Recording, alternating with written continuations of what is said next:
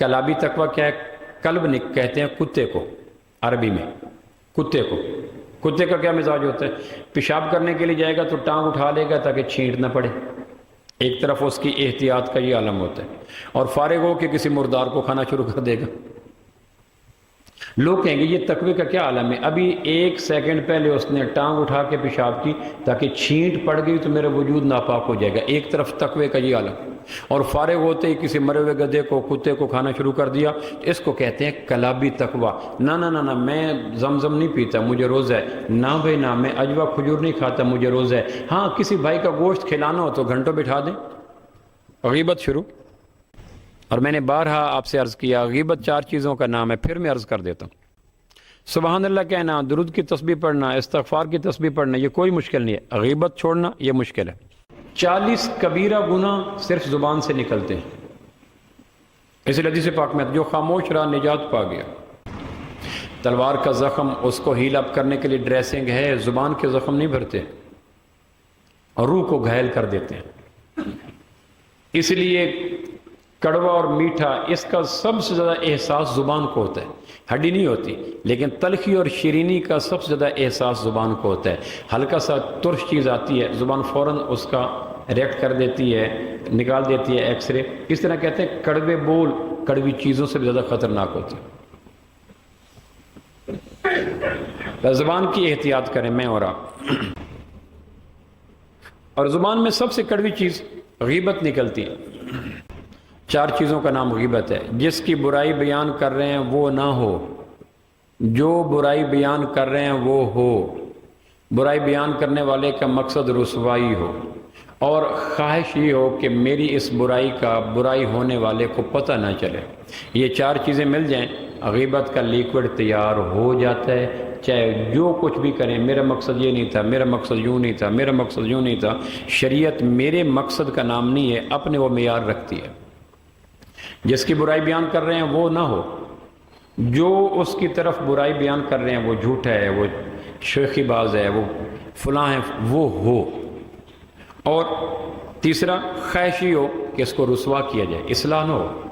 اور چوتھا، اگر وہ ان دا مین وائل جب گفتگو کر رہے ہیں اور اس کے حصے بکھرے ادھیڑے جا رہے ہیں اور اس کو چیرا پھڑا جا رہا ہے، اس کو آپریٹ کیا جا رہا ہے، اس کی شخصیت کو پاش کیا جا رہا ہے، ان دا مین وائل وہ آ گیا تو فوراً موضوع بدل لیا۔ یہ 4 چیزیں مل جائیں تو یہ حرم میں کی جائیں، مطاف میں کی جائیں، صحن حرم میں کی جائیں، بیت اللہ کے اندر کی جائیں، غیبت بن جائے گی۔ سو غیبت سے بچا جائے۔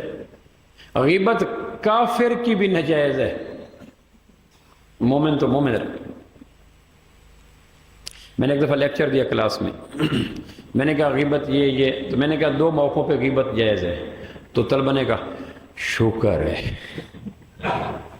میں نے کہا کیا ہوا؟ کہنے لگے اپنے ذوق کی تسکین کی کوئی راہ تو نکلی نا۔ شکر ہے، ایسا ٹھنڈا سانس جیسے وہ نیاگرا فال کی ٹھنڈی ہوا نہیں آتی، شکر ہے۔ میں نے کہا اچھا بھی صبر کرو۔ تو زبان کو لگام چڑھائیں، آنکھ کو لگام چڑھائیں، کان کو لگام چڑھائیں۔ میں نے غلط نہیں سننا۔ اچھے بھلے آدمی میں محبت ہوتی ہے، کانوں کے اندر سے کچھ باتیں جاتی ہیں، نظام سارا بگڑ جاتا ہے، لہجہ سخت ہو جاتا ہے، ڈیلنگ خراب ہو جاتی ہے، گیو اینڈ ٹیک کا نظام بدل جاتا ہے۔ کیا وجہ؟ کان کے اندر سے اس کی کچھ خامیاں گئی تھیں اور وہ ختم ہو گئی۔ دماغ کو کنٹرول کریں۔ خیالات کا آنا کوئی بری بات نہیں، خیالات کا لانا، اس کو ترتیب دینا، اس کو منضبط کرنا اور اس کو پریزنٹیشن دینا، اس کو سجانا، یہ بری بات ہے۔ اگر دل کو پاک کرنا ہے، یوم لا ینفع مال ولا بنون الا من اتى اللہ بقلب سلیم، قیامت والدن نہ مال کام آئے گا نہ بیٹے، ہاں قلب سلیم کام آئے گا، سلامت دل کام آئے گا۔ جسم سلامت ہے، لباس سلامت ہے، باڈی بلڈر ہے، لیکن دل گندا ہے تو سوچو تو سلوٹوں سے بھری ہے تمام روح، دیکھو تو ایک شکن بھی نہیں ہے لباس میں۔ ہر آدمی کو پلوٹ کرنے کا شیطان کا طریقہ الگ ہوتا ہے۔ دیندار کسی کو رسوا کرنا چاہیں گے تو ان کا ایک اپنا نورانی طریقہ ہوتا ہے، فلاں کے بارے میں کیا خیال ہے، بس یہ غیبت ہو جائے گی۔ کیوں جی؟ اب اس کے پلے کچھ رہا؟ In other sense message convey کر گیا کہ ہے تو وہ برائیوں کے قابل، لیکن میں کلابی تقوی کا مالک ہوں، ٹانگ اٹھا کے پیشاب کروں، بجی غیبت ہو جائے گی۔ یہ کلابی متقی ہے، فلاں کے بارے میں کیا خیال ہے؟ بس جی چوپی بہتر ہے. لو جی، اب اس نے ہزارہ فصیحانہ خطیبانہ گفتگو کرتا تو شاید اتنا ضرب نہ لگاتا جتنا چپ ہی بہتر ہے کہ اندر سارا کام کر گیا. یہ ٹانگ اٹھا کے پیشاب کر رہا ہے اور فوراً حرام بھی کھا رہا ہے. فلاں کے بارے میں کیا خیال ہے؟ بس یہ اللہ سب کو ہدایت دے. کیوں جی؟